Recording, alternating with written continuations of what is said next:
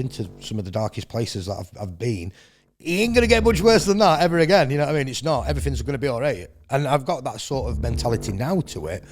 But before, it is about accepting. It is about looking at what you've done, realising what you've done, how you've burnt yourself, and fucking taking it on board. From GoFounder, it's Business NoBS. Why is it called Business NoBS, you might ask? Well, there might well be a few knobs on the podcast, me being one of them. But what it stands for is Business No Bullshit. This podcast series is all about the trials, tribulations, and occasional successes of starting and growing a business without the Hollywood filter. I'm Eddie Whittingham, and on the show today, Craig Brookes and I talk openly about some of the mistakes that we've made on the journeys to starting and running our own businesses. Let's face it, we all make mistakes, but it's how you respond to those mistakes. That's what really matters. And some of those mistakes might just lead you to where you needed to be after all. This is fucking do or die now. This is the last chance. It's like I've mortgaged up, you know what I mean? It's like I've fucking failed. It's like this is it. I'm going balls deep in this. Craig is the co-founder of Correct Choice Windows, and his journey to starting this business hasn't exactly been straightforward. He's been sacked a fair few times, he's quit jobs, he's set up a business already which then went on to fail, and by his own admission, he's been a bit of an arsehole along the way. But we all make mistakes, and it's what you do after you've made them that really counts. And sometimes those mistakes can take you somewhere better, make you much better. Oh, and just a quick heads up in case you've got little ones around, there are quite a few swears in this episode, so you might want to put your headphones in. So Craig, thanks for coming in and joining us on the podcast today. One of the topics I wanted us to delve into really was talking about failures and how probably we both ended up on the sofa. We've probably had our own fair share of failures along the way to being sat here together. But talk to me just a little bit, Craig, about some of the failures you've experienced in your journey so far. What, in business now at the minute or in life as general? Leading up to your business, because obviously you've been in business now for 3 years. Yeah, so this is his third year, yeah. Failure, it's one of them, isn't it, where it's happened a lot. It's been all the way through employment. I kind of passed my personal training, did that for numerous years, and was like sort of had the ultimate goal to open a gym by the time I was 30. Yeah. I had the opportunity to do that at 26. So I jumped in both feet and got tremendously fucking burnt. Right. A little bit naive to it, and I think that's the sort of one of the biggest failures to date. But it's been all the way through employment, and it's been false promises and acting a knobhead in some situations that I've done that. Well, you've been a knobhead. Yeah. I've been the arrogant salesman. I've had the carrot dangled. I've had people manipulate me in a manner that say, if you do this and we'll promote you and we'll do this, and have opportunities taken away. I'm throwing opportunities away myself. But the biggest one to date were probably the naivety of getting in bed with the wrong business partner. That's interesting then. So obviously you're currently in business, you're in your third year, things are going great, but let's just, before we kind of jump into all that, the gym then, what went wrong there? So, I mean, I passed my personal training, which everybody externally, except for people that I cared about me or my friends, I'm going to fucking fail that. I didn't have the brain power to do that. I absolutely pissed all over it. Got offered a job straight away off the back of it. Started training at like Fitness First for around a year and a half. And then it was one of them where I thought, right, I'm going to kind of do this myself. And started training people in their own homes and kind of running my own little business, going around personal training people, doing very few hours a day and earning quite a nice bit of money. Yeah. Trained a guy, knocked quite a substantial amount of weight off him, and he made me a proposition. He said, why don't we open a gym? And that were based in the village that I lived at the time. Lived in a little small sort of mining village outside of Rotherham. And yeah, let's open a gym. Let's do it. I was like, fucking too right. I wanted to do that by the time I was 30. I'm 26 now. Yeah, let's fucking do it. And obviously it was a passion of yours anyway. Yeah, massive. It was a massive passion at that time. I mean, I went from 9 stone to putting some substantial size on, getting into my training. And at that time in my life, it were a big fucking thing. I loved it. I lived, slept and breathed it kind of thing. So you started the gym. How did that come about then with this guy? Yeah, so I mean, we found the plates. We were looking all over. It was one of them things where he would do the business side of it. I would sort of choose the equipment, what we're going to use, take the clients there, run the supplement side, do the training, do the programs, run the gym, do all that. And I thought, well, it's not a bad fucking deal. So on the premise of it, that sounds like a good idea, because you've got 2 co-founders there, one who's going to look after the business side, one who's going to have to look at the product side effectively. I put a bit of money into it. I'd never seen the sort of money that he put into it. I never really asked any questions about that. We found a premise, and it was kind of me that did the fucking work in it with my wife. Yeah, we were knocking walls through, me and her, and tidying that place up, and we transformed it. He had some like sort of subcontractors come from his other sort of business that he had, and we transformed that sort of place in a matter of weeks. And that was where Atlas Fitness was born. I mean, I thought of the name. I did everything. Fucking everything. So how long did you work on that for? How long was that going? It were probably 4 or 5 months before I was forced with a decision of potentially get my fucking pants pulled down. Right. Yeah. Or go with my gut feeling and sell. And it sort of things started coming to fruition then, and I thought, fucking hell, I've just built this place for this guy. Right. He wanted a substantial amount of money, and I mean a substantial amount of money, to buy him out. Yeah. I think he was betting on that I would give him that money because I was so involved in it. Yeah. And it made me gut feeling that I had to just fucking sell my share. And I put it on his toes, and he was a little bit shocked by it. And I went, no, you can buy me. You can buy me out. And he did. And we come to an agreement where he paid me so much money over so many months because I don't think he were expecting it.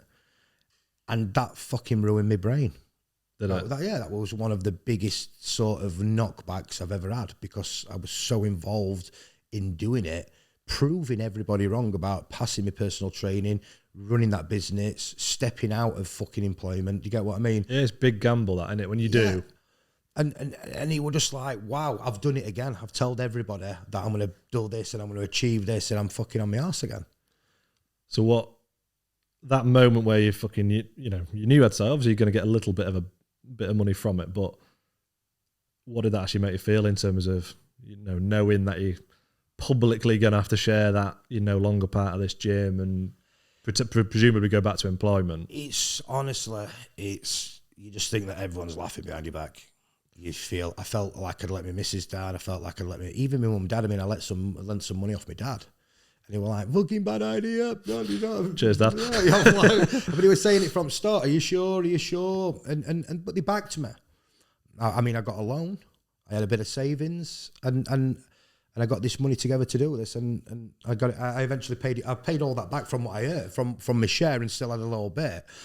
But it wasn't just about that and the people that I borrowed money off and things like that, or it was just like everywhere I went, I just thought, fuck me.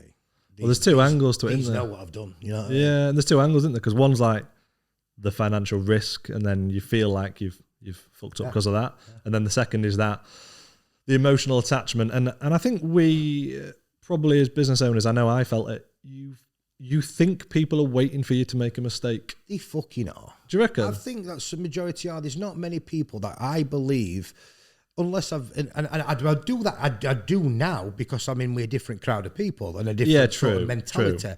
But when I grew up in a mining village. Since I've moved away from that place, my life's flourished.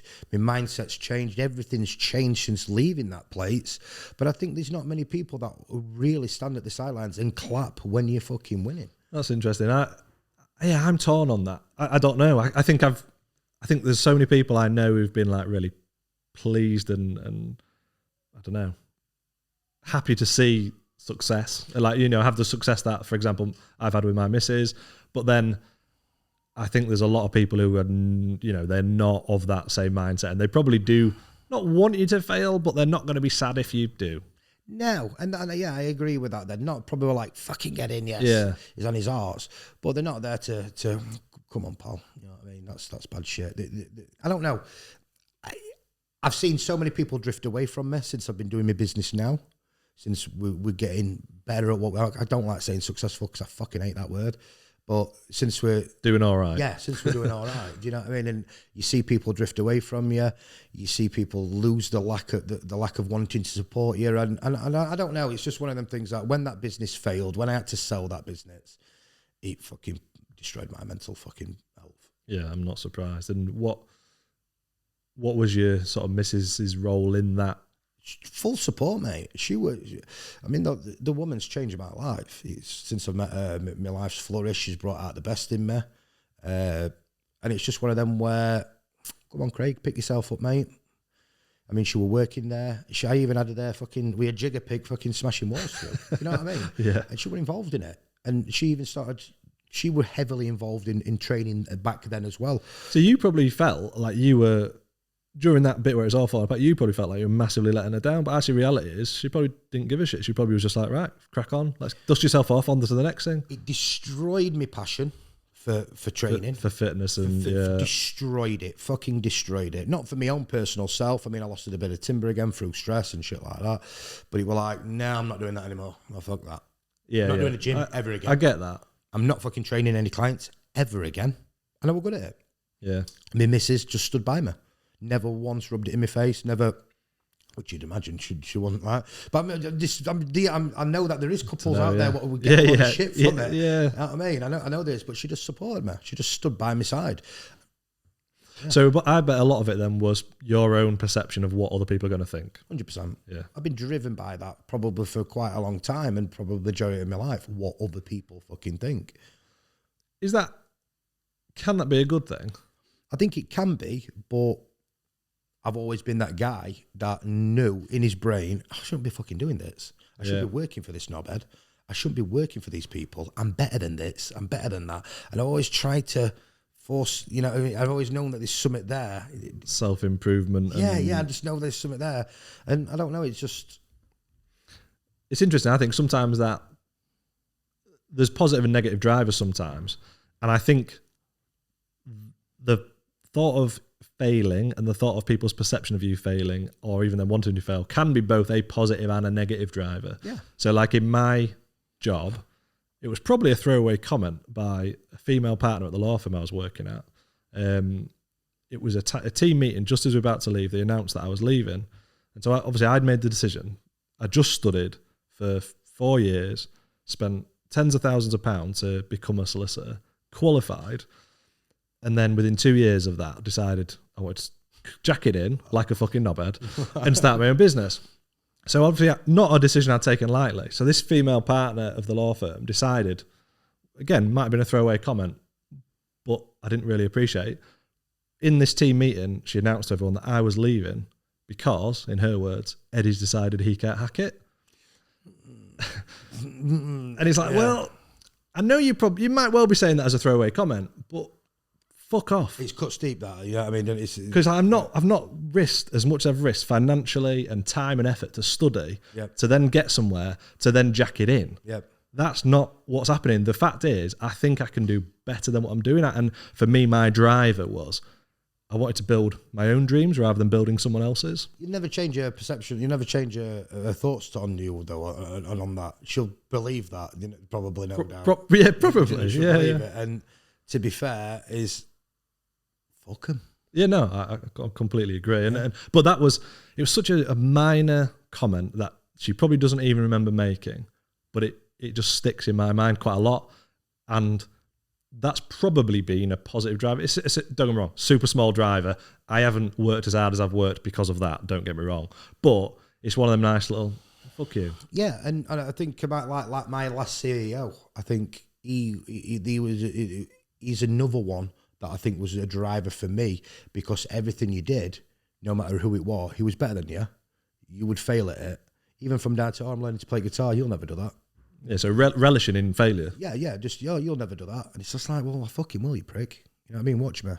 And being in them sort of environments where people look down on you and expect you to fail, don't think you're going to achieve, they're better than you, very narcissistic environments, just like, well, you can't do that because you ain't got this background, you can't do that because you ain't gone to business school and got these qualifications or done this. And I've got to the point now where I just think, fuck it, if I say I'm going to do something, I'll do it, and I'll just get my head down and I'll crack on. So I kind of do, I don't know. I don't shout out as much about what I'm going to do anymore. Do you know what I mean, to the external people, because it's just pointless. Well, and you've got your own, ambitions, and you, like you say, you know what you want to do. You're just going to go out and do it ultimately. That's it. And you probably talk about it with your missus, I'm sure, but and it'll probably change anyway. Yeah, 100%. That journey where I want to get this or I want to that, it's going to probably change direction. Something's going to happen. Something's going to get chucked in road. So you had the gym, which obviously didn't work out. Then presumably you didn't go straight from the gym into what you're doing now. So what did you do in between? Fucking sat at home and cried for a bit. Right. Not literally, but like, what the fuck am I going to do? Yeah.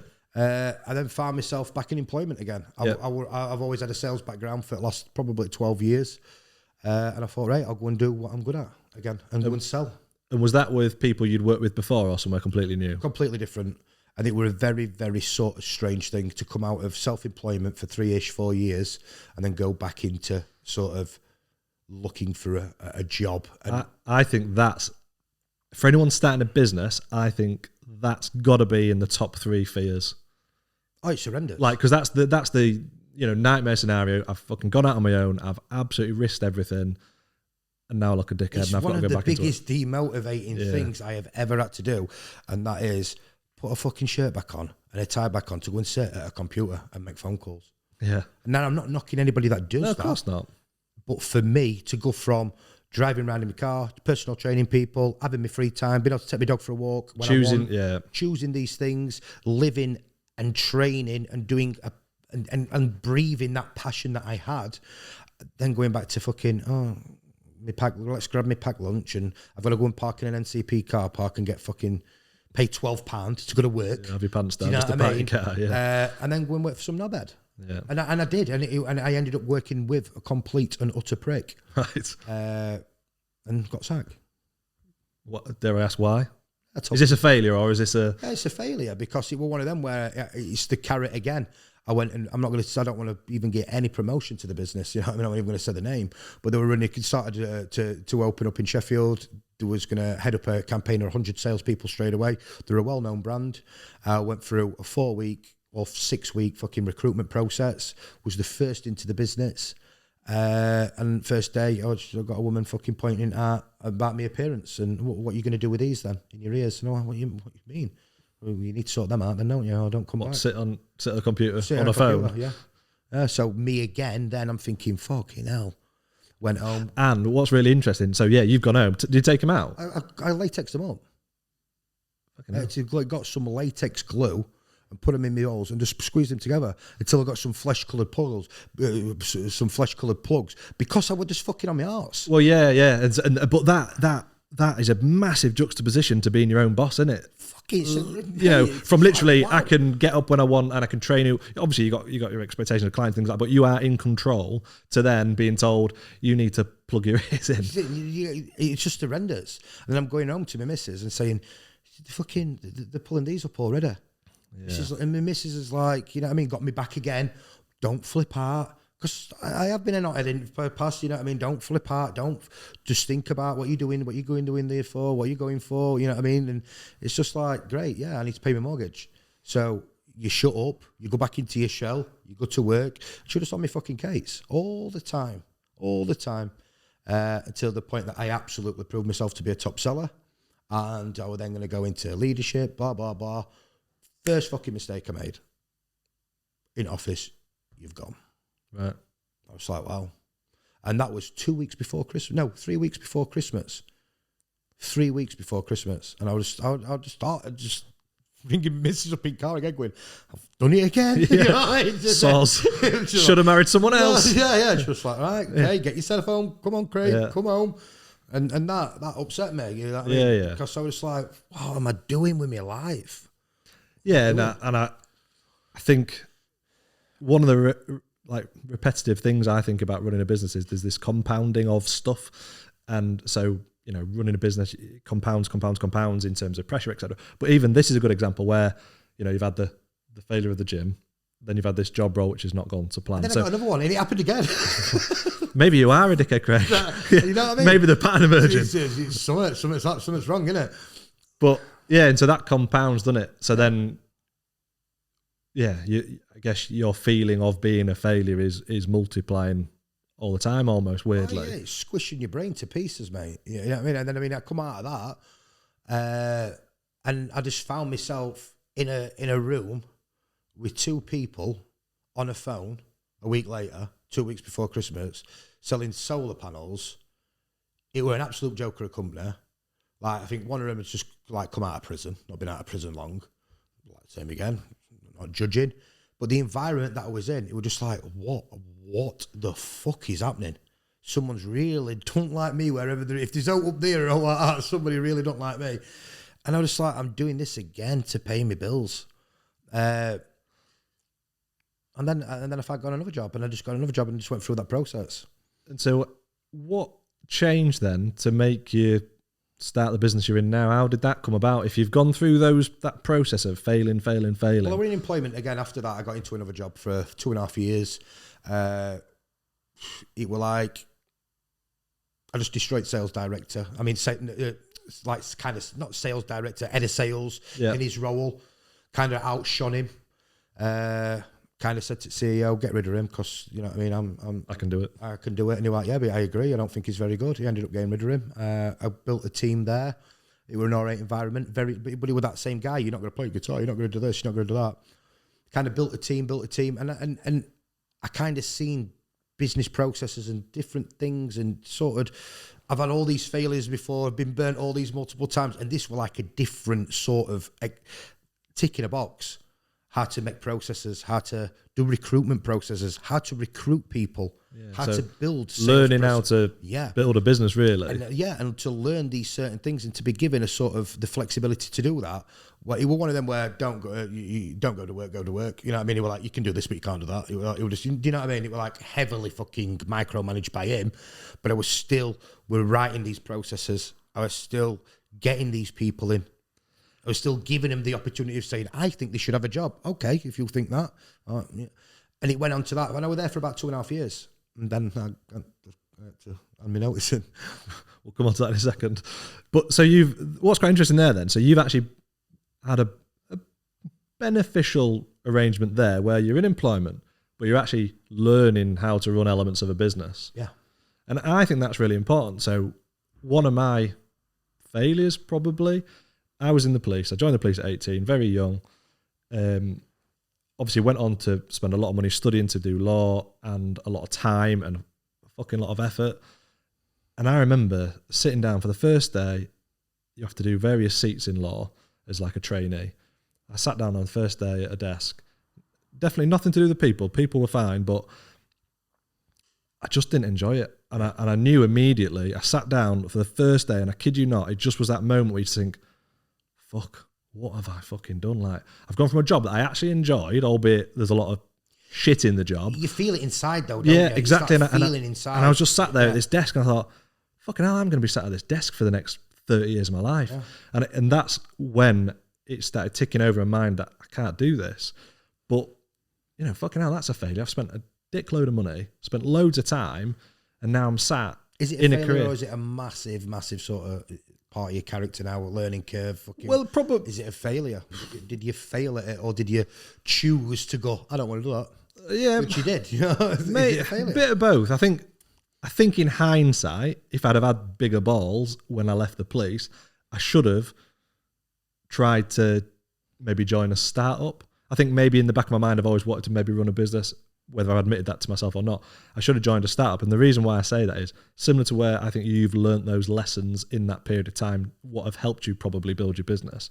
I think people who are looking to start their own business should try and get their own apprenticeship almost in starting a business. So I think people, if they really, really want to start a business and they're in a very corporate job where they're maybe not learning loads, try and get into a startup to learn something. Because I think I'd have been better spent the years I was studying and the money I spent probably working and learning the ropes. So don't know. It's not necessarily a mistake because But you say that, but then that would have altered the course of where you've gone. Well, very true. Where you are today. Very true. So it's like, do you think you're being harsh on yourself there? Maybe. I don't know. It's tough, innit? We all have these paths and we go down them and you don't necessarily know the outcome, because the flip side of that is working in a very, very corporate environment like I did at the law firm, where, you know, clients were like Rolls Royce and Sainsbury's and I had to put my tie on and go to meetings. I'd have probably, if I had to do that straight out of the police, I'd have shit my pants. Yeah. But because I had that introduction almost to the corporate world where I felt a lot more comfortable, when it came to then selling my products as the startup that I had, I wasn't asked when I was going to these big meetings because I'd had that exposure. So, yeah, it's a learning path, isn't it? Yeah. I mean, that was straight into business to business for me again. So that was straight into a business to business again. But I've learned so much from that, which I know not to apply in my role now, in my sort of business now. I know what's filler and stuff like that. Like, why the fuck would I do that? Why do I need to sit on and put all that data into a spreadsheet to sit and look at it myself? I'm wasting my fucking time. So there's so much that I've learned from what I look back, what I learned from all these failures, these mistakes, from the gym, from going back into that employment. And I sort of give me a bit of confidence in myself. Do you get what I mean? Yeah. I've run teams, I've built them, I've employed people. So you can do that. You can do that on your own. I can fucking do that on my own. Yeah. So great. You know what I mean? But I never thought then, I never thought about running my own business, how it happened and how the business was created. Just like I woke up one morning and it's here. It's just fucking mental. Tell me about that then. There must be more to it than that. Well, I mean, I built, just to finish off on that, on that employment, had about 8 people looking on internet, stumbled across a fucking job, 100 grand to 120 grand fucking sales director. Scroll down, the company that I work at. What the fuck? So I thought, that's a little bit like, wow. Had a member of staff, complete prick, kept not doing what he was told, kind of sat with a director's like, get rid of him. Just get rid of him. He's not doing, you know what I mean? Because the conversation happened about 5 or 6 times. Yeah. Then the CEO is saying, but are you learning from that? Are you learning from getting that? And then he'd go, sack him. So you go from sack him to are you learning to sack him to are you learning? And it would just fucking mashing my brain up. So I thought, it's like a test what they're trying to put me through here. So I kept him on the team.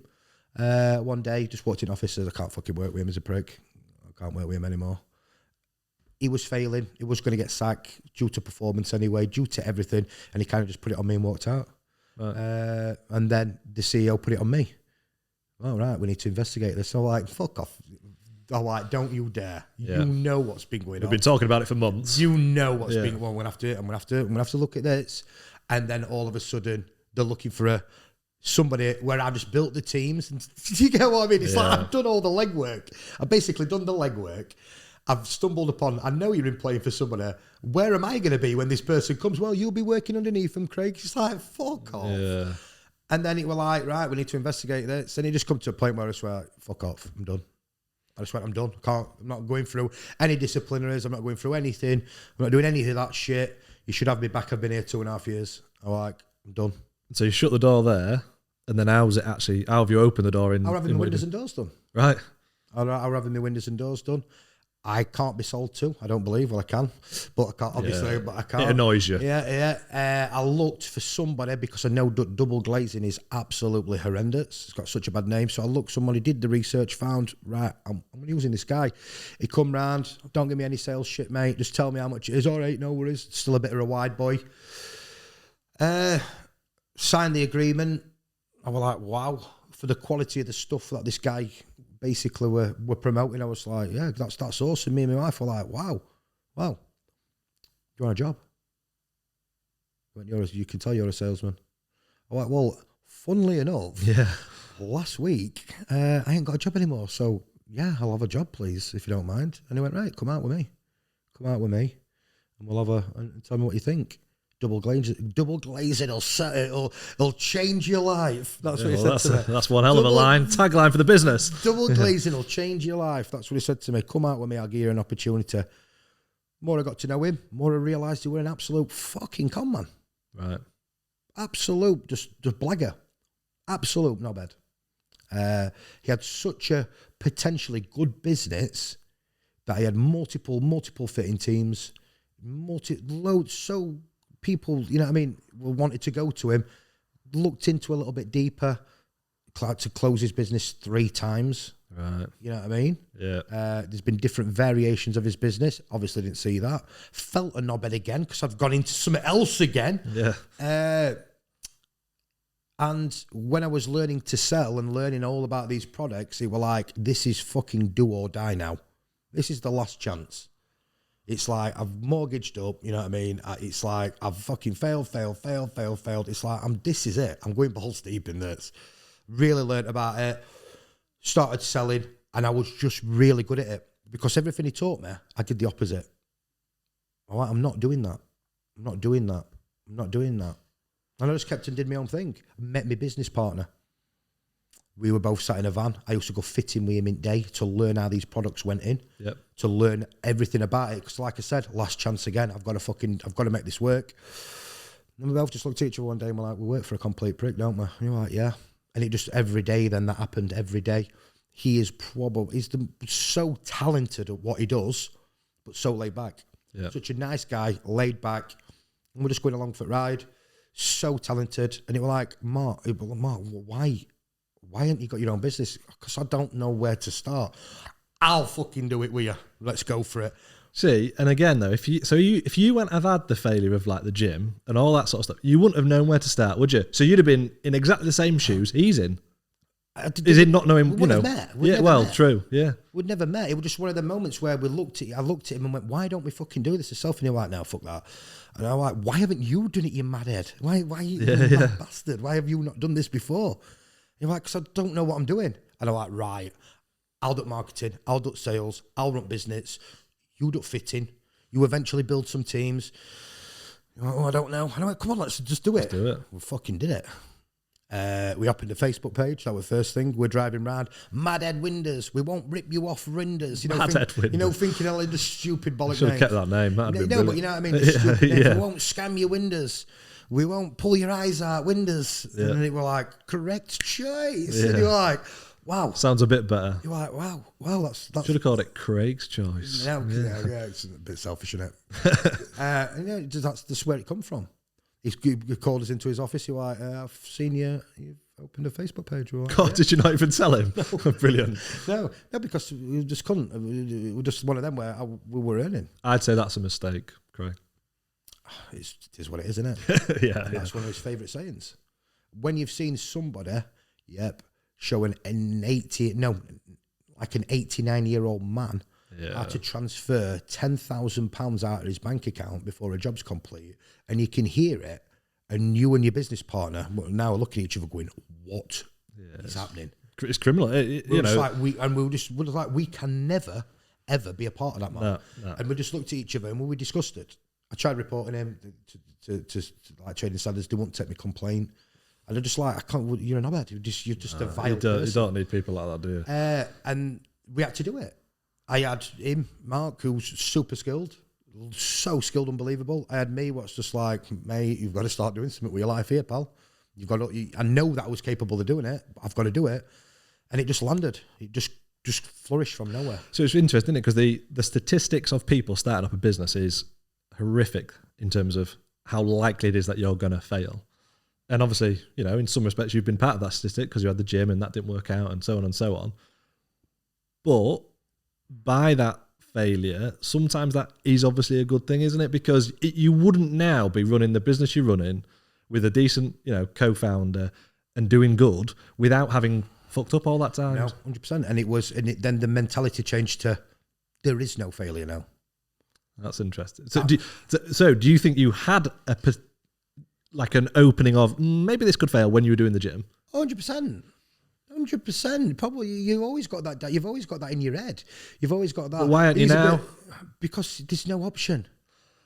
It's fucking die or survive. That's it. That was the mentality that I went into it with. Is with him. Is like, mate, if he can do that and act like that and do this, and all these people in double glazing can just act like scumbags, then why can't two nice guys do it? Yeah, and do well out of it. Why can't two people that's have got the heart, like care for people, you know what I mean, and want to bring something new to the industry. Why can't two guys with the right attitude do a better business than him? So it's an interesting concept that by having some acceptance that you might fail, it might lean you more towards failure, do you think? I believe so, but when you've seen somebody else surviving and you see other businesses surviving, what are not morally, you know what I mean, ethical, morally right, then you think, well, I'm not going to fucking fail. How can I fail if I do that? You know what I mean? If I bring something different to it, there's no option. There was no option. There was no option. Yeah, I quite like that. I think when I started the startup that I had, I don't know. In my head, I don't suppose I ever thought failure was an option. Yes, I could fall back on a decent career, but I just knew I never could go back to that. And probably for a little bit of what we said earlier, where it's like I don't think I can swallow that pride if I did fuck up to go back. But also, I don't know. I just was like, this has got to succeed. I'm just gonna just chase it blindly, regardless. Yeah, I mean, I've been riddled with anxiety, throughout the process of the first year of, I've got no work coming in, but it wasn't not ever in one day or 1 hour, any minute have I ever gone, this isn't working. Yep. This isn't going to work. And I did with the gym. I did have them moments where I was stood behind that counter thinking, what have I done? Yeah, like self-doubt. With the wrong person. Yeah. This is not going to work. It were almost like in the back of my mind, I relished from getting out of it to an extent. Yeah. Of fucking hell, Well, that's what you said earlier, John. I was sat at the desk first day. It's that feeling of something's not quite right here, and I can't maybe put my finger on it, but I'm looking forward to getting out. Yeah. And it were like, I should have done this on my own. I was capable of doing this gym on my own. I was capable. And then it was just like, I mean, the guy from here walked in one day and he was like, all right, Paul, yeah, can I speak to? I'm like, well, you can speak to me. 1,200 quid, mate. I'm like, what for? I'm like, electric bill. I've been paid. So we're going to turn electric off. Like, well, you're not. Yeah. I'm like, I am. Straight on phone to him. What are you meant to be doing? What are you doing in this business?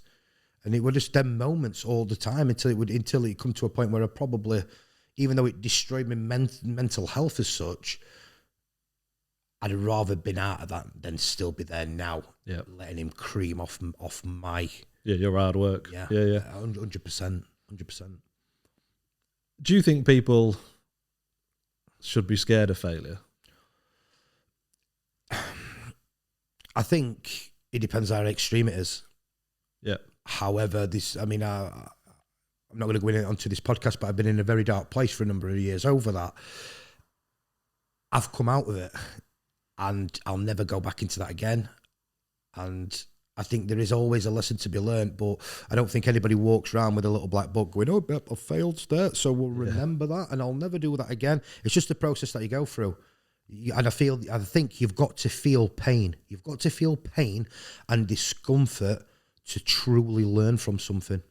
And I think there are levels of risk. So there are businesses that I've seen where they've completely, balls on a chopping board risk, where if it goes wrong, they're knackered.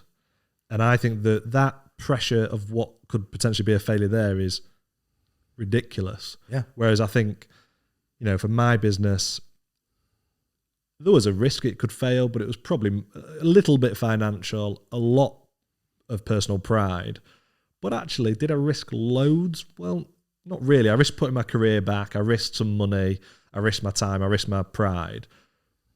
But the failure opportunity there was, or the impact of the failure was relatively small compared to some of those people who are like so convinced that they're going to succeed, and it might be a bad idea. And there's big differences in those levels of risk, isn't there, I think? And well, look, I'll be honest and I'll tell you how it is. I risk me not being here anymore.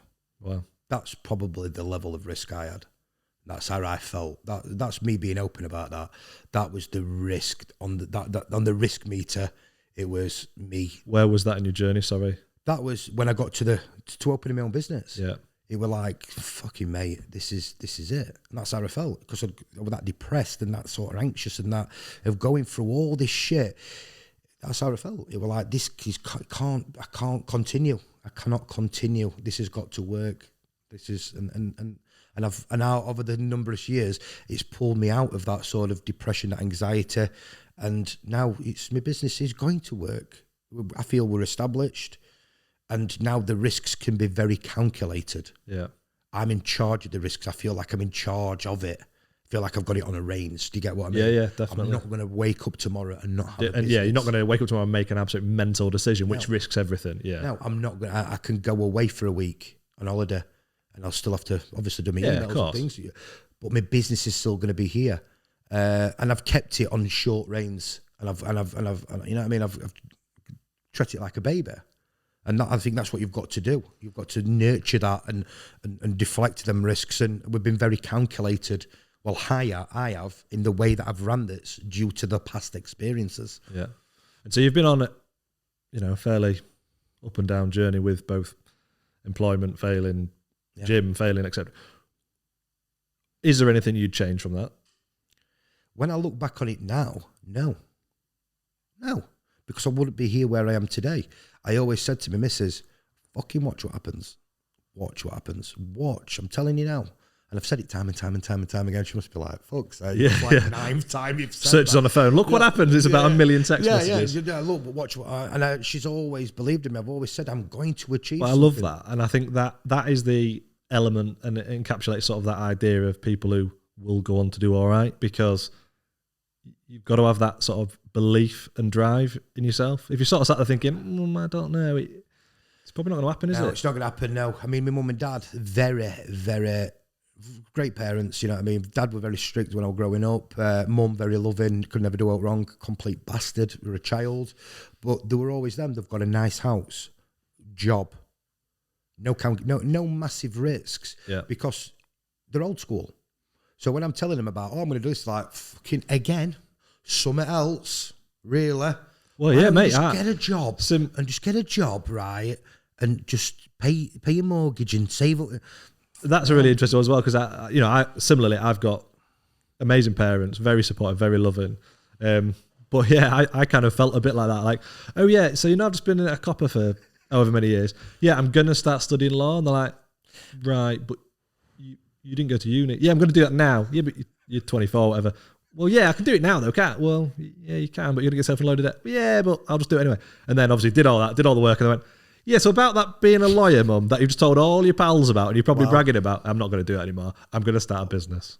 Oh. Wow. Yeah. That's colourful, that, isn't it? That's fucking extreme, that.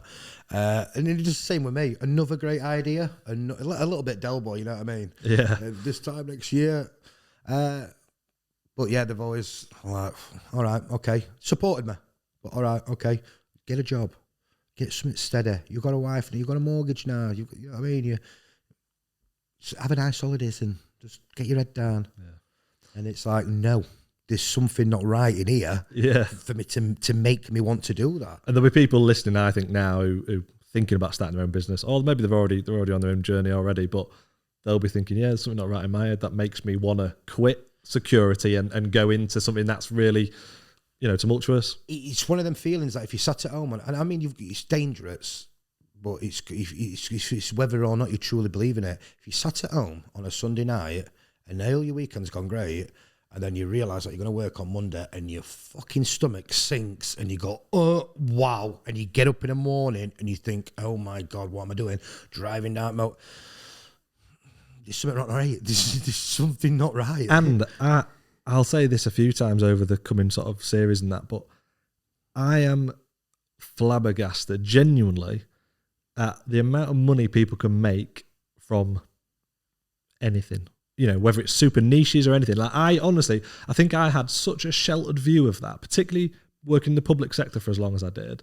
And then even, in a fairly old school setup like a law firm, gobsmacked at the money you can make from relatively sometimes menial things, or it from can be anything. Somebody how to use a social media account, marketing, this is from products, from e-commerce, selling odd things or a service. And I think there's a transition towards it now. People are realizing you can make money from all sorts of different avenues now. But I grew up with that bloody, the family cards where you're going to be a butcher, a policeman, a doctor.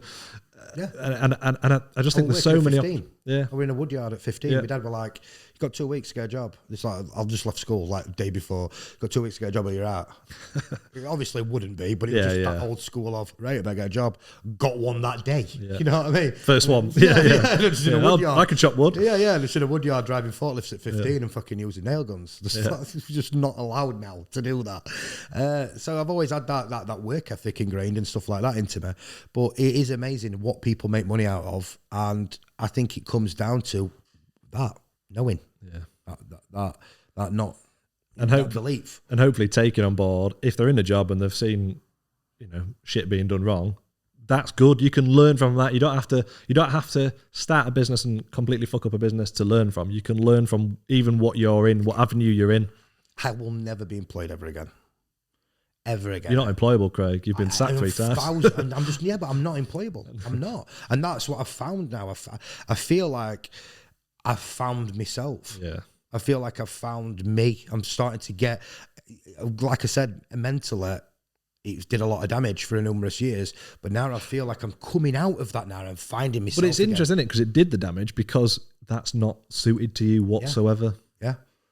And I still haven't fully repaired it, don't get me wrong, but I'm starting to, I can't wait until this lockdown shit, the old COVID's gone. I'm going out, I'm having drinks, I'm booking holidays, and I'm going to live my life, because all this now, the seed that the last 10 years is just learning. Yeah. Learning. And preparation for now.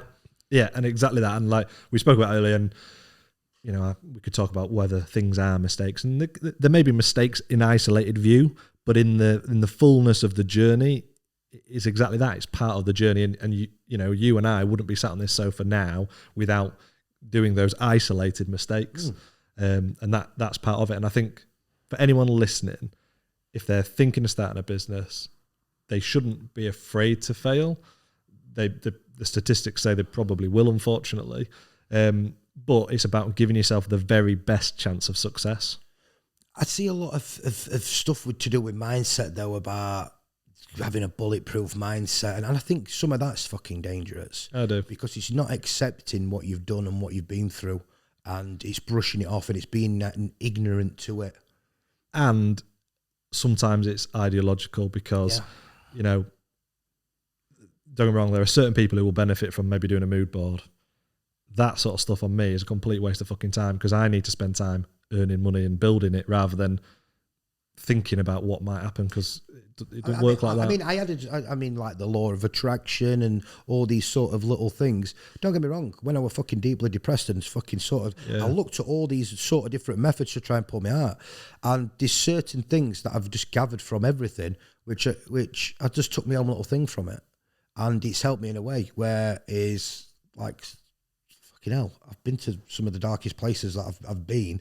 It ain't going to get much worse than that ever again. You know what I mean? It's not. Everything's going to be all right. And I've got that sort of mentality now to it. But before, it is about accepting. It is about looking at what you've done, realising what you've done, how you've burnt yourself, and fucking taking it on board.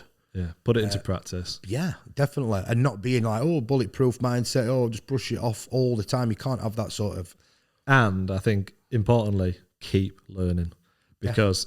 you don't kind of have 1 year of success and then it's all rosy. It's a mission. It's a constant. You've got to keep learning. You'll probably make some mistakes as you go along. Hopefully not too many. Definitely not too many big ones that'll knacker you completely. But it's a journey into it, and you've got to keep learning. Well, in this job, I'll be stood outside smoking a cig at like 10:30 on a Sunday night, and I'll just nearly throw up because I'm like, fuck, I've ordered 10 grams worth of shit wrong. It'll just come out of nowhere. Yeah. And then I'll run upstairs, you know what I mean? I'll start looking through paperwork or whatever, and I'll go, I am great. Yeah. So, and then we have done things. We have done things wrong. But that's all part of the journey. When it's your own money, it's your own, and it's your own sort of, and it's not somebody else's. You learn a lot. You'll learn a lot more. You do, and I think that's the difference between being an employee to running your own business. The lessons you learn by burning your own cash, literally, they're severe, but they're all still part of the learning journey. And people, I think, are obsessed as well with when they're first starting out. It's got to be perfect. well, it's not going to be perfect because you're going to be learning as you go. So you've got to learn and just go along with it. I had that though as well. I think I had that mentality to it because of all the failures. Everything were right. I'm gonna have to do this. I'm gonna have to do that. And I think I had a bit of that. In fact, I micromanaged it, and I still do sometimes. And now I'm starting to realise that I don't need to do that.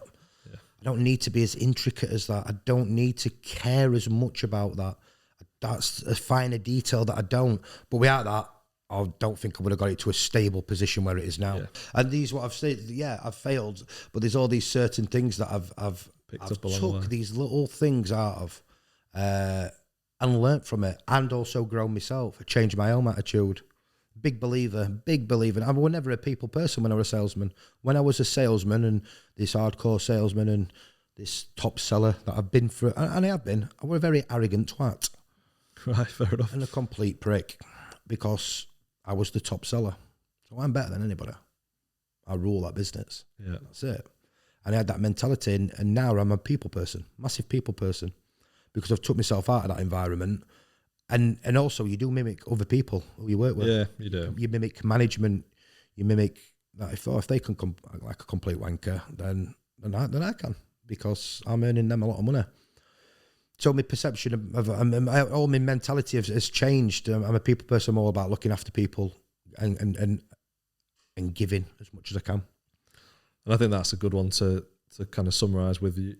You learn, I think, as you go along to, particularly as a business owner, I think, to hopefully find the most natural version of yourself. Yeah. So that you being that salesman knobhead, probably wasn't your natural you. Well, whereas now you are more aligned to what, this is Craig, this is what I am like, this is Eddie, this is what I'm like. And I think sometimes I'm with my missus, yeah, correct, and my younger, you know what I mean? Yeah, and I think sometimes having a business can allow you to be that, because 100%. You have to be 100% yourself, really. Particularly, I think, to do well, you have to be, hopefully, I've got no pressure of targets. I've got no pressure of, well, I have, because it's my own business. Yeah, of course. But I can't have a fucking word to myself. Craig, you need to. Yeah. I just do the best that I can. Yeah. And when I say I do the best, I do everything I think I can do. Yeah. Without putting too much pressure on me now. I've been through the pressure for somebody else. Yeah. Multiple fucking times. So I get to that point now where I'm just like, you know what? If I took all that fucking stress for them and it did that damage to me, I ain't going to do that for myself now, because this is meant to be a positive. This is meant to be a good thing. I'm meant to be having more freedom. I'm meant to be having more money. I'm meant to be having more. And now it's just like, I feel like I've got it on a rail now where it's like, no matter what I do. You get what I mean? You've just got to keep working on it. Keep doing it. You've got to keep doing it. Yeah, the train's on its track. Yeah, I don't think I can flip it off by being a knob. And I don't know, I've left all that arrogance to one side. And like I said, it's like when you look at law of attraction and things like that, I think it's dangerous to zoom in on one particular thing and be like vision boards and all that about your business, and but I won't fail if I have this mindset. But there's little things that I take out of it. Now I'm all about putting as much good into the world as I can. Sounds cheesy. But give and take. Treat people how you want to be treated. Big believer in that. Putting out and helping people as much as you possibly can. And I think when you've got your own business, that's the mentality that you should have. I don't think we would have been as popular if I was that knobhead salesman that I was 10 years ago. I'd go as far to say I think you'd have failed. Yeah. That's it. That's the way I look at it. And I don't know, like I said, I feel I've found myself again. Yeah, and that's and I think that's probably the most important part of it in that sense.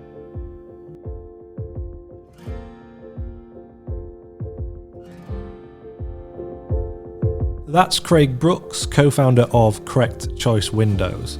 And it's always interesting to hear about the mistakes that other people have made along their journey, especially with such honest reflection.